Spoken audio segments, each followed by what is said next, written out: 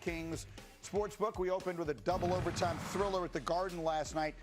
We also had last night the Thunder and the Spurs and the spectacular Victor Wembanyama. The Thunder were playing without so many of their stars, including no SGA. So we'll just let you feast your eyes on Wembanyama. Jay, he blocks the shot on one end and now stay with it.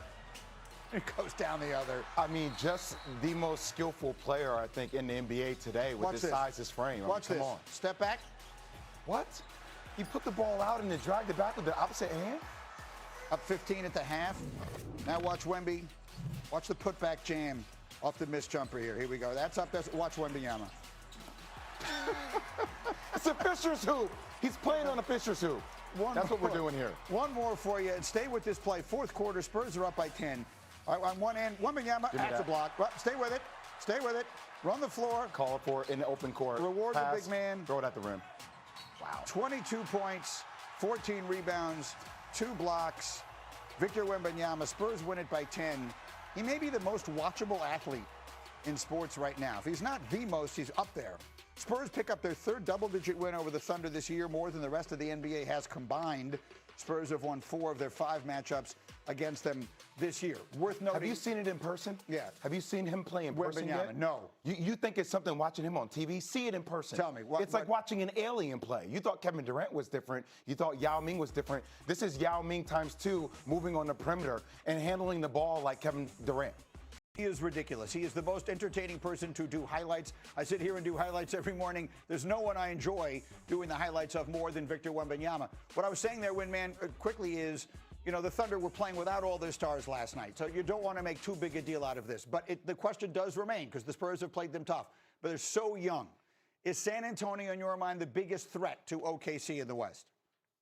They're a threat for sure. It's going to be hard to get through 3 series, whatever pathway you have. I think Denver is more built out and ready to compete at that level. They took them to 7 games last year. Denver's also banged up, but the Spurs are not active at this trade deadline. They could have made a move or two to increase their chances to win the West this year. They are playing the long game, and with a player as young as Victor, I kind of get it. What do you think? Nikola Jokic obviously going to be there. Jamal Murray. Aaron Gordon, what's going to happen with that is a really big thing with his hamstring. Yeah. But I will say young legs favor the young and favor the youth. And I think that the Spurs are the team knocking on the door. Obviously, they're 3-1 against OKC this year. I don't really care about the regular season, but I do believe their depth and their size and their length is going to have them best positioned to contend for a world title this season. We'll see if somehow Giannis winds up in the mix in the West this year. It doesn't appear that it's headed in that direction. The other thing I wanted to get to here this morning is the Mavericks. All right, so we did get a trade yesterday. Dallas agreeing to trade 10-time All-Star Anthony Davis to the Wizards. It's an 8-player blockbuster kind of deal. In return, Dallas gets 2 first-round draft picks and 3 second-rounders. Anthony Davis, of course, was the centerpiece of the return in the controversial Luka Doncic trade that just had its 1-year anniversary a couple of days ago.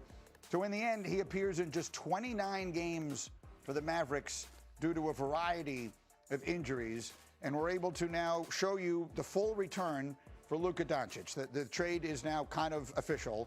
The Mavericks end up with 5 players and 6 picks, including 3 first-round draft picks. So, Jay, people will wake up this morning and they will say, wow, that Dallas got absolutely nothing out of Anthony Davis. Does the trade look even worse than before? Well, on paper, it looks horrible, but thank God we don't live our lives on the surface here, Greeny. You just got to do some research on it. So right now, look, you got to be able to compartmentalize those 2 things, right? Luka trade was one thing, and now there's a whole story on the Luka trade with a guy like Nico Harrison. This is a separate situation, and if you're not in a situation where you're going to win now with a guy like Anthony Davis has played 29 games in 2 years, 83 games overall, you get the most assets in return to build around a generational asset in Cooper Flag. That's what the Spurs are doing right now. They're saying, hey, we're buying into the next level. Cooper Flag can carry the flag for our team moving into the future. Now we're focused on building around him with young assets. I like the move of trading Anthony Davis. Windy, Cooper Flag. Okay, first off, this trade is much worse than you've just said it out because it's a salary dump. You say 2 first-round picks. One of the picks is this year's Oklahoma City pick. That's going to be 29 or 30. The other one is top 20 protected. The pick that they got for Luka last year was, not in the lottery. These are not quality picks. This deal was done by Dallas to save money, and it's an indication of how far Anthony Davis's value has dropped because of his injury issues.